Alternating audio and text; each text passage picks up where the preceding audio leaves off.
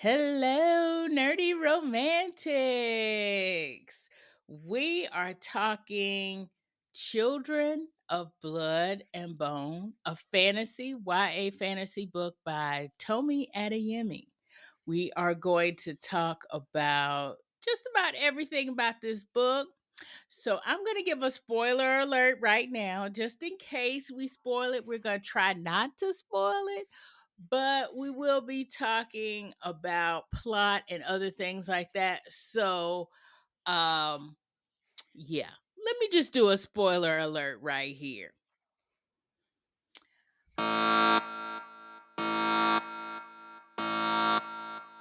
All right, so stay tuned while we talk about this wonderful book, and we're going to actually give it a star rating, a Goodreads star rating. So stay tuned. This is the Nerdy Romantics Podcast, and I'm your host, Y.M. Nelson.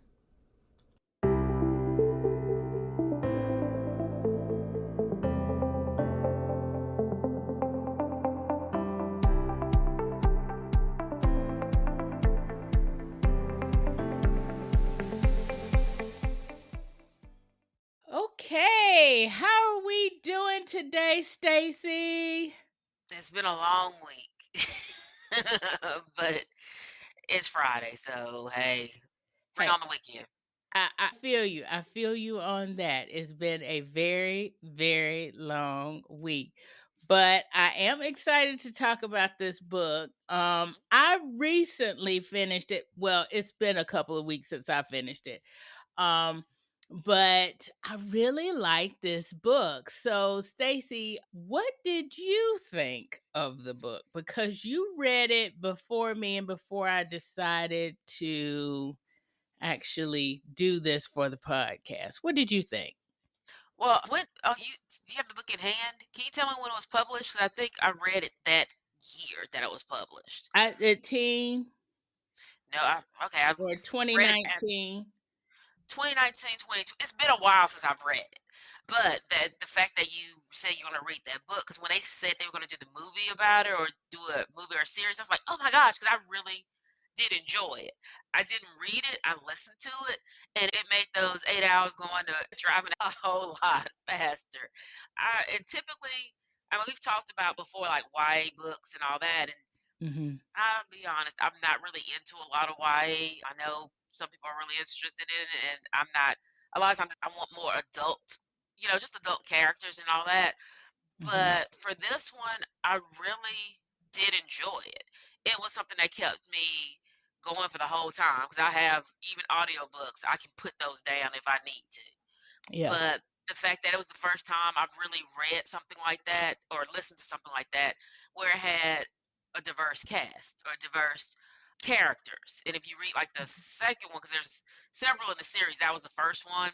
Yes. She does expand on characters from different ethnicities in it, from different locations. But this is the first one where you had a group of people of dark-skinned African people, and I don't think they actually refer to as Africa, but their world, which was the same thing as you do anywhere else. Like they'll mention, oh, we're in a white country. They just actually just say this is the world, and there's no real reference to that anything else but that. But well, I don't want to tell too much because I'll be spoiling everything. No, And just it's saying, I enjoyed the okay. book.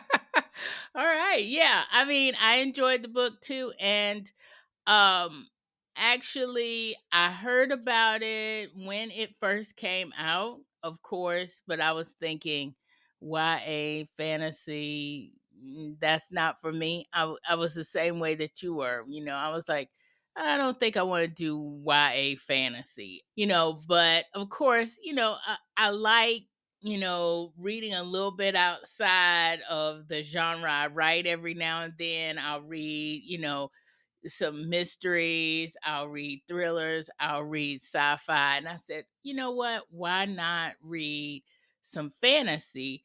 But what I really liked but I didn't pick it up, I should say, until they talked about the movie. And actually, the author talked about the movie on Threads. and they had just cast the movie, and she showed a picture of the main characters of the cast, and she was so excited. And as I saw the main characters of the cast, I was so excited as well. I thought, wow, she has got some heavy hitters on this one. I love the fact that um she's got all different shades of us represented here, because as I read the book after that, I realized, wow, there's different shades of us here, which we're actually going to kind of get in a little bit into like the colorism of it all, because there's some colorism going on here. There is some outright racism going on here, not as we see it, in our society, being American society, but I see a lot of parallels here, especially with the times that we're in. But the other thing that I liked about it, and you kind of touched on it too, Stacey, is the the folklore of it all. You can tell that it's probably Africa, and that there are magi clans here, and these magi clans are African tribes. A lot of them are actual African tribes that I know of. So I feel like a lot of this has African folklore in it, even though some of it may just be made up for this world. But you have, I think, a foundation of African folklore from the little that I know of it here. And I really like that. So, of course, we've just touched on a lot of a lot of stuff here. Both of us have touched on a lot of stuff here, but well, first thing, since I've just talked about the African folklore, A, Stacy, have you kind of read anything that has is kind of delved into this? I know from a writer's perspective, and seeing other authors and then other influencers talk about it online, there's not enough African folklore fantasy. You get Greek mythology fantasy, you get, English, Middle Ages, you get that history kind of fantasy. But is this one of the first kind of things that you read that spoke to like an African folklore? And what did you think?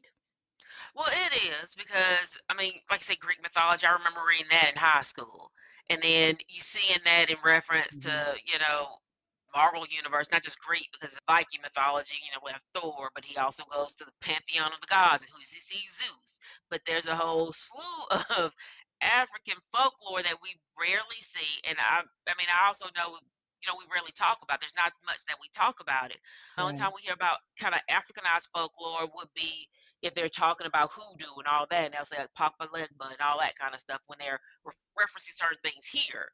Right. But we rarely see it outside true African folklore, which kind of, I was in the bookstore like a few weeks ago, and you know how you go through the sections with it, the bargain books and all that, and they had this Yes. thing about different folklores, and that's the only time it was one of the things I was like, oh, I think I'm gonna buy that. I was like, but I didn't really. I'm trying to keep within my budget, so I didn't get anything. Right. But one of them had African folklore, and I was like, dude, if I was gonna buy something, that's what I was gonna get because it had, Greek folklore, Irish folklore, but there was few of them that you actually see African folklore. And this kind of leads me that we don't see a lot of it because a lot of people are just. Well, I say a lot of people, the world or our society in general doesn't really appreciate it. Yeah. We do Vikings, they'll do Greek, they'll do all that, but they won't do African. And then in our own communities, and I know we haven't talked about sinners and all that. Now people say it's the devil and it's whatever and it's demonized and it's like whenever and they say that not because of the vampires, but the love interest from it, and she was doing hoodoo, and they're Yeah. like, it Which seems is like every time different from voodoo, y'all. just from voodoo, but also it's like when it's our kind of cultural folklore and all that, it's a devil, it's demon. But when it's Yeah. Zeus and all that and whatever, it's classical. It's not the Right. same thought process. And I read when I listened to the book and everything. One of the things I liked one of the things is that when I was younger, I used to read a lot of fantasy, you know, and there's one set of books I used to read, you Sword and Sorceress, which was women, what made women character, just women characters. So it'd be sorceress, and there were women and women warriors and stuff like that. Right. But predominantly, if you read the series, they had a whole series like 17, 18 books in that whole series because it was anthologies, different stories all the time.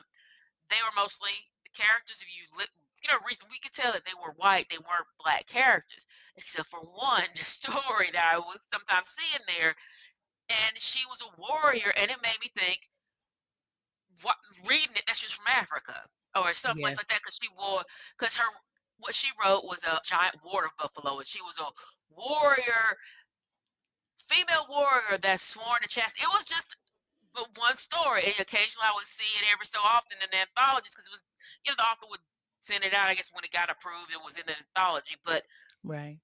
when I read, you know, listen to this book, it made me think, dude, I need to bring back those Sword and Sorcery, see if I can find that story. And it's like, was it the same author? Was they, you know, because it was similar in the fact that, I mean, it wasn't really similar in the fact that we have the Magi and all that, but it was similar in that folklore and those roots, which I rarely saw, you know, growing up, Yeah. especially at our age bracket.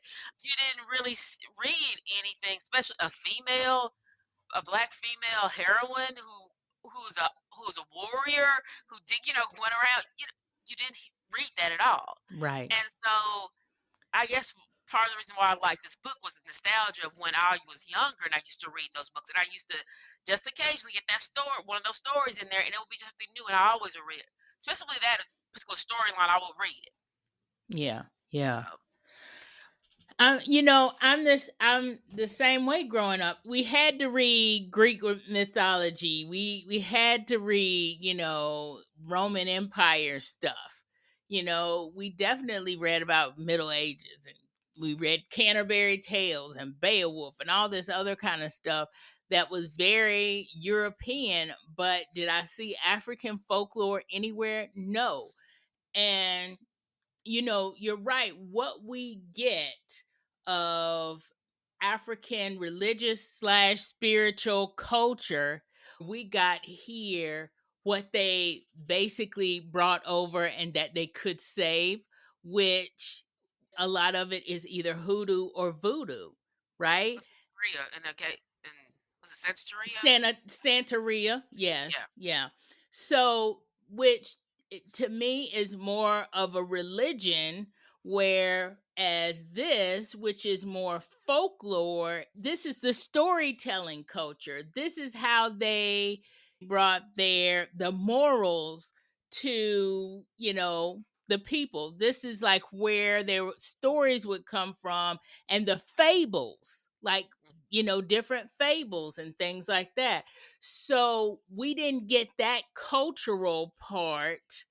And so seeing it here and Children of Blood and Bone, I just felt like, oh my gosh, I got something really new and I just want to consume it. This is just amazing.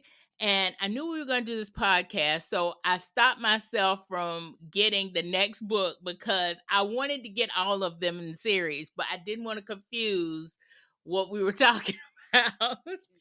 So I was like, I'm going to do the podcast and then I'm going to read all the other books. And so there are, with other like African folklore books, there are a few other ones, new ones that I've seen that have kind of come out. I feel like although this is not the first one that gives me the African folklore that gives that feeling and that has that foundation, but I think in recent years this is probably the most successful one, Mm-hmm. since A, they're making a movie out of it, and B, I just found out that this is not only a New York Times bestseller, this is over 2 million copies sold of this book. So I'm just in awe, right? And I think what's happened is now that this book has come out and it's been so successful that we see more fantasy books come out. Fantasy books with black folks in them or fantasy books with diverse Characters. characters, and then also more African folklore books come out. So I like the fact that I wanted to bring this out because I do have fantasy in the nerd pop culture arena, but I don't talk a lot about fantasy. I feel like because maybe I'm not as exposed to as much fantasy, and the fantasy that I am exposed to it are things in that same European vein, And is it me or is there not one dragon in this book? There are no dragons in this book. Thank you. Thank you. No dragons in this book. But they are lioness and panthers. And I'm like, oh my gosh, I love this. I love I love the whole I feel like I can see the scenes. I feel like I can see the settings of it. And it just looks amazing. And I can't wait to see this on screen. And with that, so let's talk a little bit about the plot of it or the hero's journey. These folks are going through some stuff. We're going to talk about characters too, but it's fun to talk about the characters actually doing stuff here because there's a lot of plot here and there's a lot of characters to follow. Our main character here is Zelie, and she is, what do you think, Stacy? Maybe about 19 or so? Really, I thought she was. To be honest, when I listened to the book initially, I thought she was a little bit younger I kind than of that. thought too. But I know they're gonna age her, probably age her up for the movie and Yeah. everything. But I thought she was younger because she didn't. The things you were referring to, she wasn't considered, I think, marriageable age at that point. So I just Right. kind of put her in as younger, and some of the stuff that she was talking about, referring to. I thought she would be. To me, I consider her more like early teens, while her Okay. brother to me was older. Like if you said 19, whatever, Right. I was seeing him as more that age bracket, and her more like A 13, younger. 14, kind of But that kind of age bracket at first. yes. And at first I thought the same thing. I thought maybe she was like maybe about 13 or 14. However, there's this one point in the book where they're actually more they're not midway through the journey, they're a little bit past midway through their hero's journey, and they find other diviners, which when we talk about diviners in this book, the diviners are the people that we assume the diviners are the people with the magic. They had magic before, and they possibly have the seeds of magic again. But when she meets that group, there's this one leader of that group, a girl who is 13. Hmm. And she was talking about how young she was. So that's why I was like, oh, I got to change the way I look at her. And Is that to be what you? honest, I thought the same thing. But also, Yeah. it's been a few years since actually parted. And please stop me if you correct me or stop me at any point, because I was listening to the second one. So please don't. You've gone too far, Stacey. Stop. Okay. Because in the second one, I mean, I realized how older she really is from certain situations. Yeah. And so I'm trying to remember exactly from that first book what I thought of her age bracket and everything. But it also, again, it could be just because of how watching stuff here, TV and stuff like that, and we always age up Yeah. or age down kids. And just because she seemed more innocent in a way, I kind of just aged her down. Hmm. But I'm thinking more that was, at least initially from reading or listening to it, was because of that situation, that kind of thing. Because every time we watch something, kids that's supposed to be in high school are 20 something.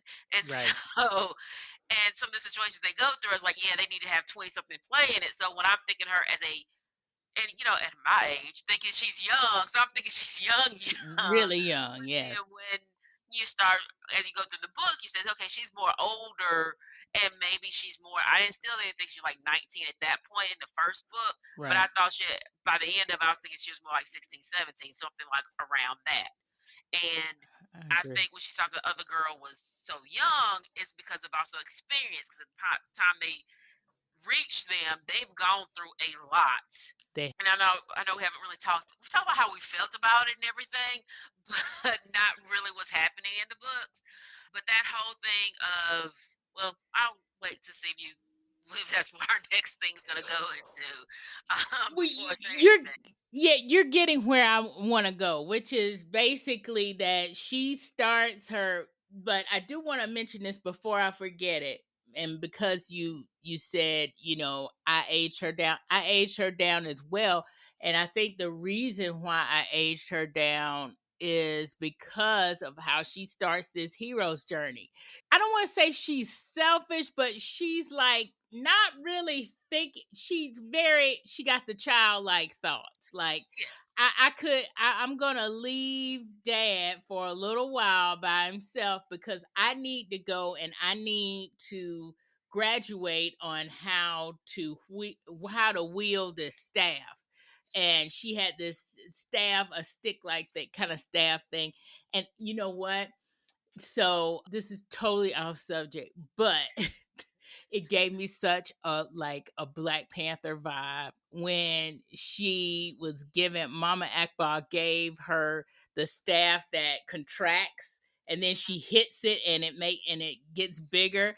It just made me think about, the army in the Dora Milaje in Black Panther.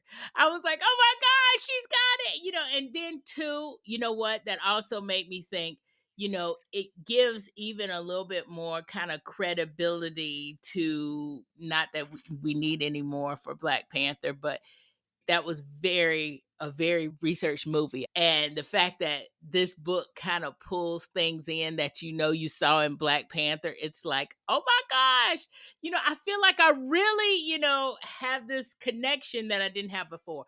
But what you were saying about kind of hero's journey and what they do. So she starts this hero's journey by basically screwing up something that she went out and she is learning how to use this staff, and she left her father alone, and her father is really not in a condition that he can be left alone, and he went out to try to get the catch of the day so they can A, pay their taxes, and B, have some money.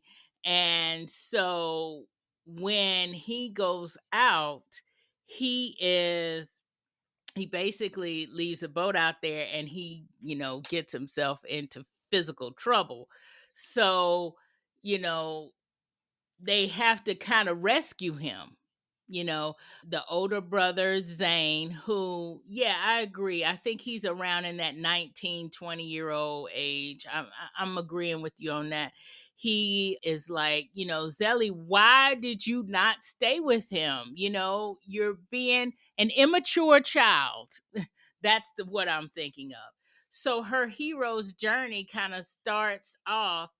Okay, so what we're going to do is I'm going to take this really expensive fish and I'm going to do what I do best, which is finagle some serious coins from some people in this city, which is away from this coastal town where they are, from this city in the market. And that's how she kind of starts her whole journey. And that is a whole lot there in just a couple of paragraphs. They go through a whole lot, which goes through the whole thing about the settings here. And in this book, just like in a lot of fantasy books, there are maps, which of course I went back and I looked at the maps. But there are also a lot of their cities, and there are a lot of people and cultures in these cities that you have to kind of know. So knowing the clans, knowing like the different cultures or learning about the different cultures as you go along is kind of part of your journey as a reader. And Hmm. so I'm sitting here and I'm reading and I'm enjoying what's happening. I'm loving that. And but then I also feel like I'm learning. The world building here is amazing. Okay, and just remind me, I'm not sure when they tell like why, like, the taxes they're paying is partially because of her heritage. Do they Exactly. tell that part? I can't remember when they tell about the whole thing about what happened to them and why there's a, and it's not, was it not racism, but what did you call it, tribalism, or You know, I'm it's not, because this, definitely tribalism, but I feel like it's just plain racism. It's just plain it is racism. racism, but yeah, because they're the Oh, I was saying colorism. And the reason color. why I say colorism, so to answer the first part of your question, so they begin in the first chapter talking kind of about the reason why the taxes are so high is because um Zelie, Mama Akbar does not look like a diviner. The people who look like the diviners or the magic folks are ones with, and as you'll see on the cover, the woman on the cover has white hair. So, I mean, stark white hair. And the diviners all have that stark white hair. So, Mama Akbar doesn't have that. We'll find out why. But Mama Akbar doesn't have that. But she is, teaching Zelie, who does have the stark white hair. And so it's kind of an indicator that, oh, this person is with a diviner, so we are going to charge more taxes because this person is with a diviner. It's just basic racism. So like the diviners, like everybody's getting kind of charged the taxes that are not nobles. But the diviners, they have stark white hair. And the other thing is, this is kind of where the colorism comes into play. The other thing is they have, most of them tend to have dark skin, very dark skin. Whereas the nobles, they have very, well, not very light skin, but they are light skinned. Lighter skin. Yeah. Mhm. 'Cause I think her, They, what was the, was it Amari? Not Amari. Amari, yes. The I think her princess. princess. I think because her mother references to that or something about her skin tone. Yeah. Yeah, her skin tone is a little bit darker brown than the rest of them, and so so she's putting on powder or making Amari put on powder so she can be lighter. But Amari is still lighter than the diviners, who are very dark skinned. Mhm. So I also that's like why the fact, they're paying the taxes. Yes, yeah, and I and like the fact. Oh, go ahead. Sorry. no, it's okay. You find that very early on, but you don't really find out all of that until we see from Amari's point of view. This book, by the way, everyone, is multiple points of view. So we have the point of view of the main character, Zelie, who is the diviner, in other words, the one who holds the magic, or who we hope holds the magic. She doesn't have it in the beginning. Spoiler. Then, yes, spoiler, but we already said spoiler. Yeah. But then there's the point of view of the princess and Princess Amari. And then we have the point of view of her older brother, Prince Inan, and they are of course the heir to the throne of this whole world called Orisha. So basically we got the 3 points of view, so we don't really know about the whole reason why the taxes and why people are being taxed until we get Princess Amari's point of view, and until we get to Lagos, which is the town. So I keep thinking Lagos, it's a town, it's very industrialized, just like Lagos, Nigeria is right now, very industrialized. So it's very interesting how things mirror themselves here. But that's where we find it out. I'm sorry, Stacy, what were you going to say? Well, no, I was just like, I couldn't remember. Again, it's been a while since I read the book of when they talk about that and that whole really basically Holocaust of them, of her spoilers by that, so that of her Yeah. people, and specifically the ones that still had their magic, because we learned that they had all had magic, all, not all, but all diviners had magic, and once they got became a Mhm. certain age, they would come into their gifts or powers, Right. and what was done, I'm not sure which book they actually talk about it at this point now. I can't remember. That basically took the magic so that none of the young diviners would get into their power, Yes. and those that were already in power, which was her mother. That's why her mother's not. We don't see the mother in there as were slaughtered. Yes. So that to me is also a big part of it. I mean, she knows because she remembers her mother. I mean, she and her how, or at least like Zane, one of them remembers their mother really. I think she might have been too young to really remember her mother, but they talk about her mother's gifts today. Let me just make sure Yes. I'm okay. I'm Yes. making sure I'm not talking about Everything different is in, gifts. not only is everything that you're saying in this first book, but it's in the very beginning of the book. Yeah. You're still in Okay. the very beginning, so you're not Okay. even I'm really good. 'Cause I'm not touching. Yeah. trying. But Yeah. that whole thing about of how people just feared somebody for their gifts, and there was no war, there was nothing going on Nope. to do it except for the fact that one group of people had power, which they utilized to help others, Yes. while another group did not have power but believed they should be the only ones who have power. So that was like the nobles who are noble and think that they should have power, and that fear of the diviners that they were going to take it from them or Yeah. having to share power for it for another reason that they had gifts.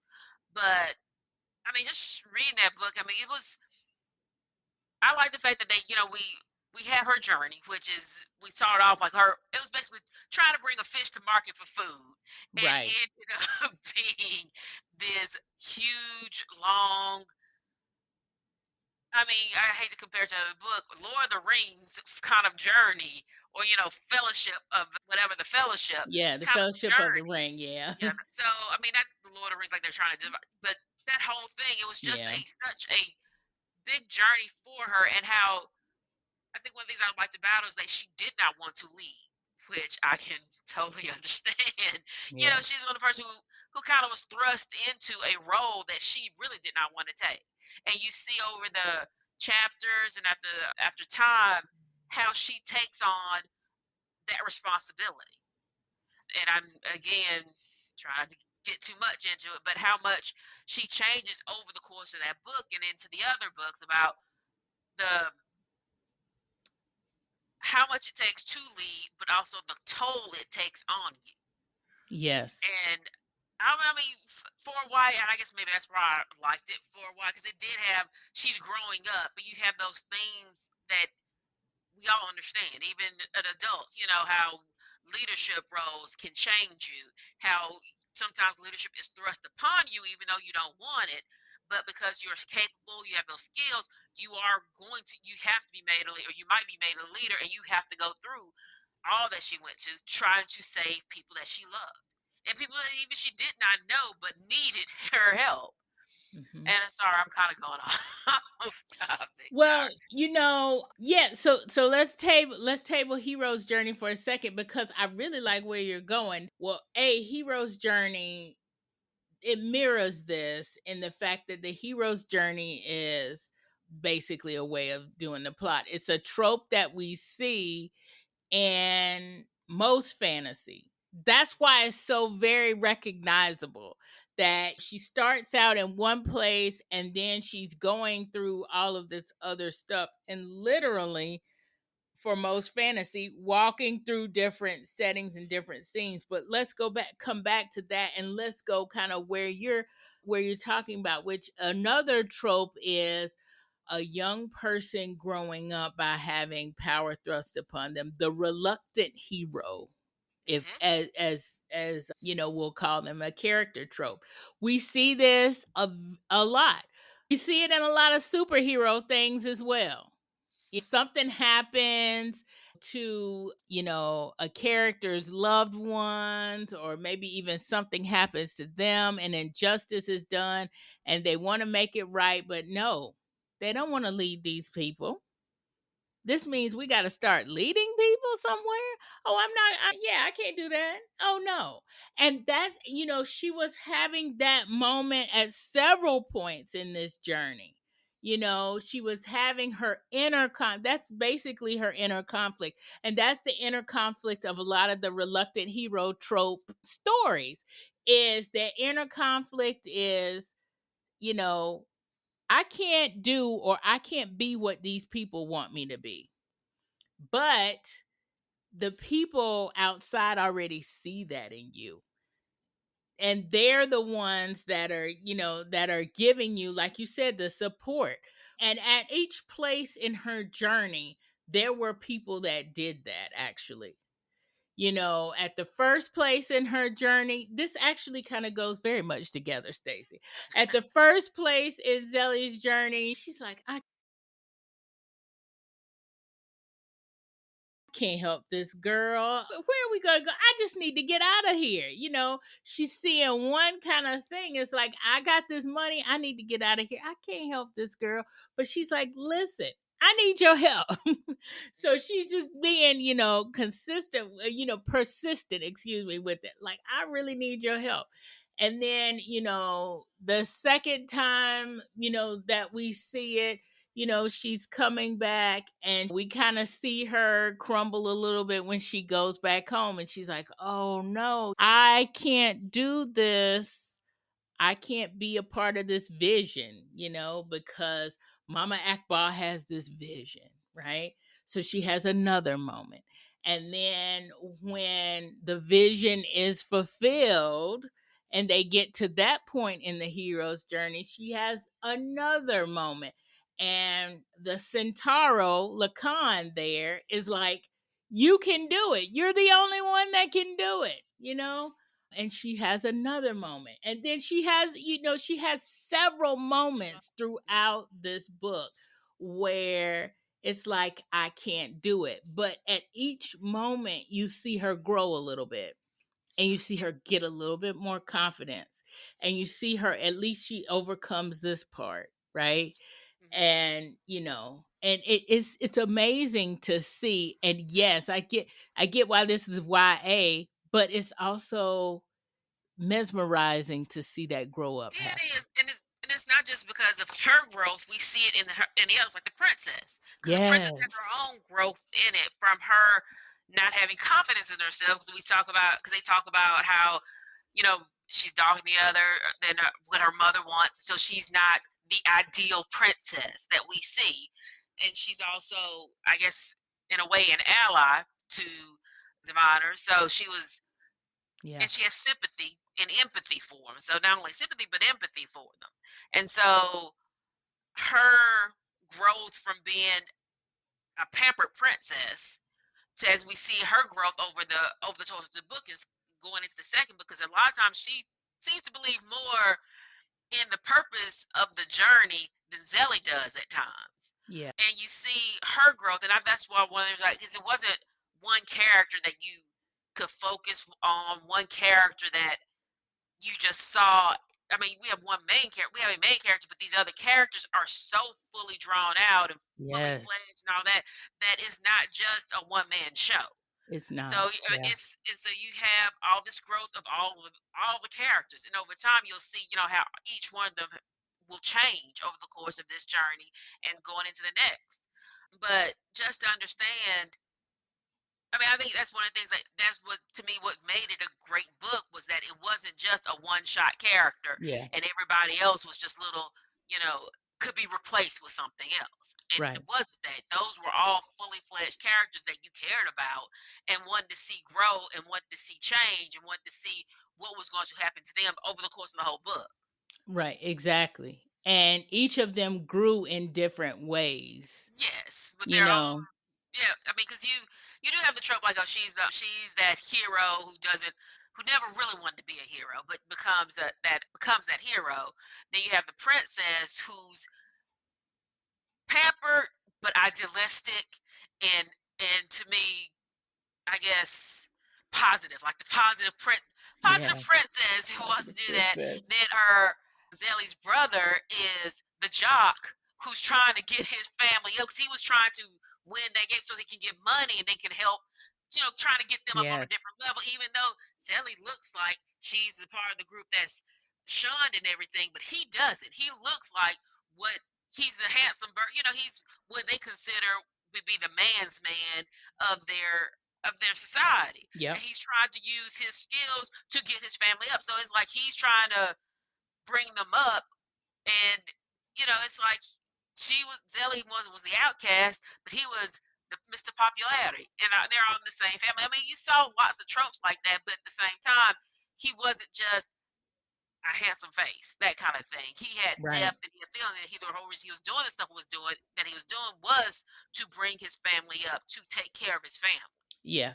He But he was very much the selfless, where Zelly's on this side of being the selfish, immature child, and he's on this side being the very selfless, the selfless sibling. But he, kind of grew as well to kind of realize, hey, I need to take care of myself as well. Because if I don't take care of myself, I can't help anybody else, especially when, he gets into, trouble later on in the book, and, he's getting into the interrogation kind of part and later on in the book. He's got to take care of himself, and he also, realizes, hey, you know, this is serious stuff. And Zelly, you ain't got it all together. So I need to go, because I'm about to get, messed up here. But he grows in that way. Princess Amari, I think she grows from being innocent, like when we say that pampered princess, she's innocent and she's naive to a lot of things that's going on. She knows that there's stuff going on because um because of the whole I have to powder my face kind of thing. And then, her servant slash friend, Benta, mysteriously goes somewhere in the very beginning of the book. And so she's like, what's going on with that? But we find out, she finds out very quickly that her father is not the best person in the world, and probably has a big racial, is probably the whole reason why diviners are, have this thing going on, because he does not like them. And you find this very early on. So she has to grow up and grow in that way in order to get more worldly. And she basically says in the very beginning of the book that she hasn't even left the, because Lagos is in this book is surrounded by a big wall, and the entrances have guards at the gates. So she hasn't even left this area. She really hasn't even left the castle pretty much, because that's how sheltered she was. So as she sees more of the world, she's growing and becoming more less innocent, less naive, and more practical, and more of, the person that she's meant to be, or the person that she is in the end. Which, I like that. I like that about all of these characters. And even, we didn't even mention Prince Anan, her brother, who's very much his father's son. He was very much against magic, and because he grew up in that, right? His father is telling him, hey, magic is bad. We got to eradicate this. So he's very much his father's son, and he very much grows up to, you they're know, evil. The evil right. Devon. Right. He's like, wait a minute. They're not the evil ones. We gotta, yeah. He grows into, a different person. And you're right. All of these characters being fleshed out, you know who you're rooting for.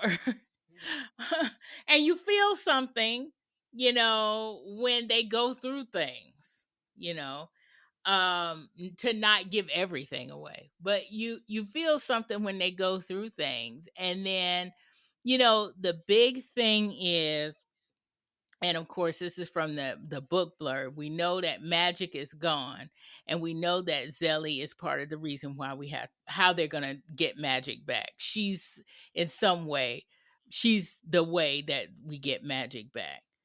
And that's always in your mind. It's like, how's she gonna get magic back? Like, or is she gonna get magic back? Mm-hmm. Right? But along the way, you're thinking, oh my gosh, how's this person's life going to turn out? And how's this person going to turn out? And are these people going to get together? And are these people going to be in the mix in the end? And,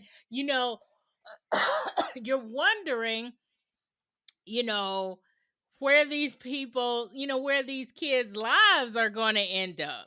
You kind of forget about the magic a little bit. Well, I mean, you do forget about it because it's not. I mean, it is what they're trying to get back, but you really don't see it a lot in play for most of the book. I don't think for hardly any of the book Yeah. until like the very end that you see that what the magic does for them. And I mean, trying to spoil the second one is like, okay, just because magic happens does not mean that's the end of the book. That's not the end. Yeah. Just because you can do something doesn't mean that magic wand wave. Oh no, I Right. mean you can't do that, and then it's just over. Right, exactly. We will continue this discussion on our next episode. Make sure you're subscribed to Nerdy Romantics Podcast wherever you get your podcasts, and visit nerdyromanticspodcast.com to subscribe to our newsletter, where you can get show notes directly in your inbox. Thank you for listening.